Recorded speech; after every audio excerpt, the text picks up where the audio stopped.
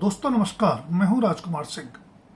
आज बात करेंगे पंजाब में भगवंत सिंह मान सरकार के विश्वास मत दांव की।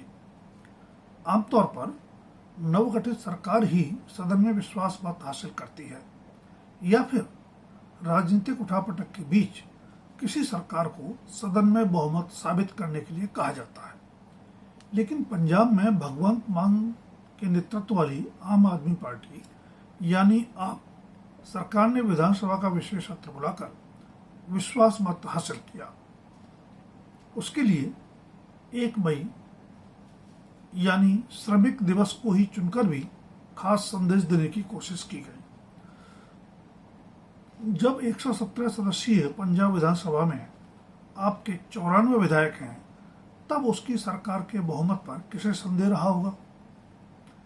दरअसल इस कदम से मान सरकार ने एक तीर से कई निशाने साधने की कोशिश की है।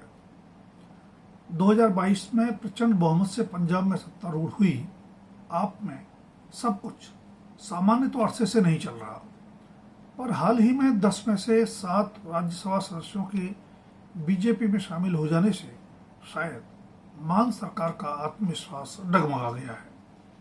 इनमें से 6 सांसद पंजाब से हैं। उसके बाद से ही पंजाब में भी आप में विभाजन की चर्चाएं चल पड़ी हैं। बेशक किसी भी दल के 2/3 राज्यसभा सांसदों का दल बदल सामान्य घटना नहीं है, फिर इनमें शामिल राघव चड्ढा और संदीप पाठक की पंजाब में आपकी चुनावी सफलता में महत्वपूर्ण रणनीतिक भूमिका भी रही। जाहिर है, बेहतर संभावनाएं देखकर बड़ी संख्या में दूसरे दलों से भी आप में नेता आए थे, इसलिए उनकी निष्ठा की बाबत कोई खुशफहमी आम आदमी पार्टी नेतृत्व को भी नहीं होगी। फिर न सिर्फ दल बदलू सांसदों बल्कि बीजेपी के साथ साथ कांग्रेस ने भी पंजाब आप विधायक दल में विभाजन और परिणाम स्वरूप मान सरकार पर संकट की अटकलों को हवा देना शुरू कर दिया। दरअसल आप पंजाब में बीजेपी और कांग्रेस की साझा दुश्मन है। आपको भले ही राष्ट्रीय दल का दर्जा मिल गया हो, पर उसका मुख्य राजनीतिक आधार दिल्ली और पंजाब में ही रहा है।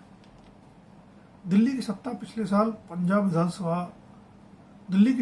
साल विधानसभा चुनाव में गंवा चुकी आप पंजाब की सत्ता भी खो देने का जोखिम नहीं उठाना चाहती। जाहिर है, फैसला तो अगले साल पंजाब के मतदाता ही करेंगे, लेकिन एक दिन के विशेष सत्र में विश्वास मत हासिल कर भगवंत मान सरकार और आपने अपने डगमगाते आत्मविश्वास को बचाने के साथ ही आगामी विधानसभा चुनाव के लिए माहौल बनाने की कवायद शुरू कर दी है। फिर भी मुख्यमंत्री भगवंत मान के कथित रूप से शराब पीकर सदन में आने संबंधी अशोभनीय विवाद से बचा जाना चाहिए था। ऐसी घटनाओं से न सिर्फ सदन बल्कि लोकतंत्र और राजनीति की भी छवि धूमिल होती है। पंजाब में न्यूनतम मजदूरी में 15% की वृद्धि का फैसला स्वागत योग्य है, पर उसका चुनावी असर अगले साल चुनाव परिणाम ही बताएंगे। विपक्ष के वॉकआउट के बीच पेश विश्वास मत प्रस्ताव का समर्थन करने के लिए सदन में 88 विधायक ही मौजूद थे। 6 विधायक अलग अलग कारणों से अनुपस्थित रहे। भगवंत मान सरकार द्वारा विशेष सत्र बुलाकर इस तरह विश्वास मत हासिल करने का यह कारण समझना मुश्किल नहीं होना चाहिए कि विश्वास मत हासिल कर चुकी सरकार के विरुद्ध 6 माह तक अविश्वास प्रस्ताव नहीं लाया जा सकता, लेकिन इसे आप विधायक दल में अनंत काल तक एकता की गारंटी नहीं माना जा सकता। बीजेपी में शामिल हुए आप राज्यसभा सांसदों में से किसी का भी जनाधार नहीं है। ऐसे में उनके आगामी विधानसभा चुनाव में गेम चेंजर साबित होने की गलतफहमी खुद बीजेपी को भी नहीं होगी, लेकिन वे आप विधायक दल में विभाजन की कोशिश अवश्य कर सकते हैं। अनेक आप विधायकों को टिकट दिलवाने में राघव चड्ढा और संदीप पाठक की भूमिका रही थी, इसलिए कुछ विधायक तो उनके साथ पाला बदलने की बाबत सोच भी सकते हैं। खुद इन सांसदों का दल बदल बताता है कि राजनेता दल के बजाय अपना ही सगा होता है। ऐसे में आगामी चुनावों में जीत की बेहतर संभावनाओं के आधार पर भी कुछ आप विधायक पाला बदलकर अपनी सुविधानुसार कांग्रेस, बीजेपी या श्रोमणी अकाली दल का रुख कर सकते हैं।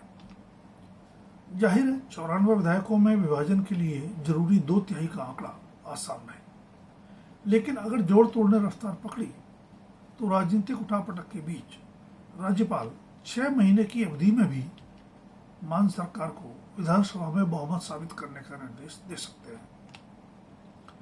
ऐसे में विशेष सत्र बुलाकर हासिल किया गया विश्वास मत मान सरकार की सुरक्षा की असीमित गारंटी हरगिज नहीं है। दरअसल दिल्ली में सरकार गिरते ही आम आदमी पार्टी के संयोजक अरविंद केजरीवाल को पंजाब में भावी चुनौतियों का एहसास हो गया होगा। इसीलिए कथित चुनावी धांधलियों को मुद्दा बनाकर दिल्ली में माहौल बनाने की बजाय उन्होंने पंजाब पर फोकस करना शुरू किया। इसमें दो राय नहीं कि पंजाब के मतदाताओं ने कांग्रेस, श्रोमणी अकाली दल और बीजेपी सभी के परंपरागत राजनीतिक दलों से निराश होकर बड़ी उम्मीदों से 2022 में आपको सत्ता सौंपी थी, लेकिन उन पर खरा उतरने का दावा शायद ईमानदारी से आप भी नहीं कर सकती। न तो रस्से का कारोबार रुका, न कानून व्यवस्था सुधरी। कृषि से लेकर उद्योग जगत तक की चुनौतियां भी घटी तो हरगिज नहीं। शिक्षा, सेहत से लेकर रोजगार तक का हाल भी बुरा ही है। भ्रष्टाचार पर परस्पर विरोधी दावों और आंकड़ों का खेल हमेशा की तरह जारी है। वैकल्पिक राजनीति का वायदा करने वाली आपकी सरकार पर राजनीतिक प्रतिशोध के आरोप भी कम नहीं लगे। आपके साथ राज्यसभा सांसदों के दलबदल को सही नहीं ठहराया जा सकता, लेकिन उसके बाद ही उन्हें निशाना बनाकर FIR और छापेमारी करना या सुरक्षा हटा लेना भी सत्ता के दुरुपयोग की श्रेणी में आता है, जिसके लिए विपक्ष अक्सर बीजेपी को कोसता रहता है। दल बदलू सांसदों को पंजाब का गद्दार कह देना आसान है, लेकिन ऐसे जनाधारहीन धोखेबाज लोगों को राज्यसभा में भेजने के लिए पंजाब से माफी कौन मांगेगा। दल बदलुओं के विरुद्ध कानूनी लड़ाई लड़ना आपका अधिकार है, लेकिन उनके विरुद्ध राजनीतिक प्रतिशोध व कार्रवाई करना अनुचित है। पंजाब में अगले साल विधानसभा चुनाव फरवरी 2027 में संभावित है। बेशक कांग्रेस मुख्य विपक्षी दल है, लेकिन सीटों और मत प्रतिशत में लंबा फासला है। 2022 में कांग्रेस ने 23.1% मतों के साथ 18 सीटें जीती थी, जबकि आपने 42.3% मतों के साथ 92 सीटें 92। 18% मतों के साथ श्रोमणी अकाली दल 3 सीटें ही जीत पाया था, जबकि बीजेपी 6.6% मतों के साथ मात्र 2 सीटें। फिर भी वर्तमान परिदृश्य धुंधला नजर आता है। अगर आप में बड़ा विभाजन हुआ तथा श्रोमणी अकाली दल और बीजेपी में गठबंधन दोबारा हो गया, तब अवश्य आगामी चुनाव दिलचस्प हो जाएंगे। दोस्तों, अगर वीडियो पसंद आए तो लाइक, शेयर और सब्सक्राइब अवश्य करें। अपनी राय और सुझाव भी कमेंट बॉक्स में दें। धन्यवाद। अभी के लिए इतना ही। जल्द फिर मिलेंगे किसी नए विषय के साथ।